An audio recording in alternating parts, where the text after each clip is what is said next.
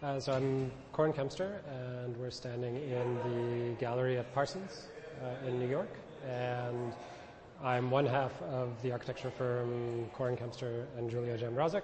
Julia Jamrozik is the other half of the firm there.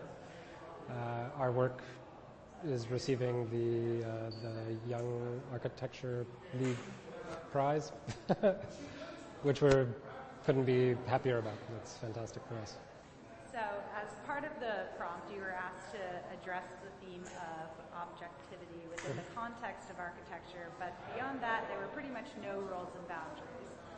Explain how you decided to sort of initially approach it and what we're actually getting in front of today.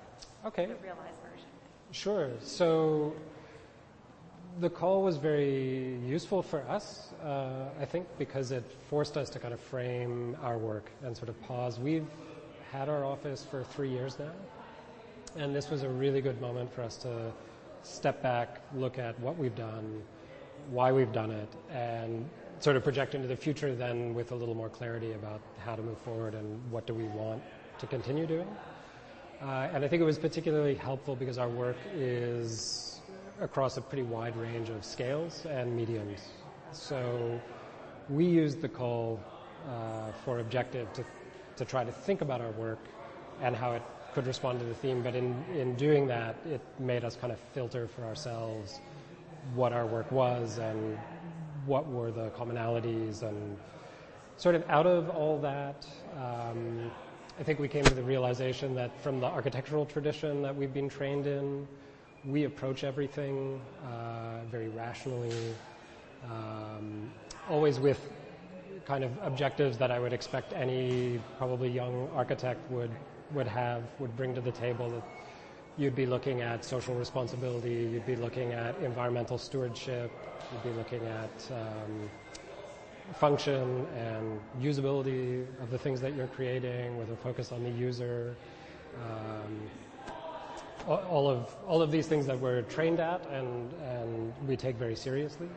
But I think specifically as we started to think about our work in the frame of objectivity or objective, we started to realize that in fact, like, that lays the groundwork for our projects. But what's actually then, I think, the motivating force is the more subjective side of architecture, art, and design.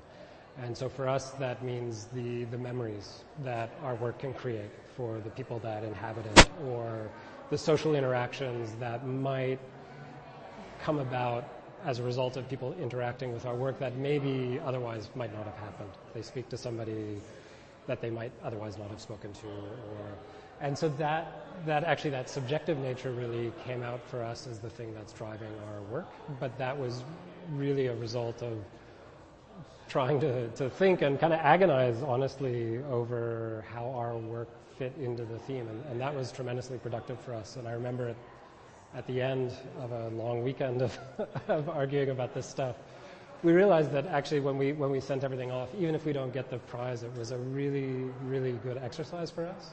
Because it really did, we ended up reorganizing our website as a result. We thought about our work in a different way. And now, when we've been talking to people about our work, we were doing it in the sort of themes that we set up to respond to the call. So then, of course, then that we got the prize is just makes it 200% better.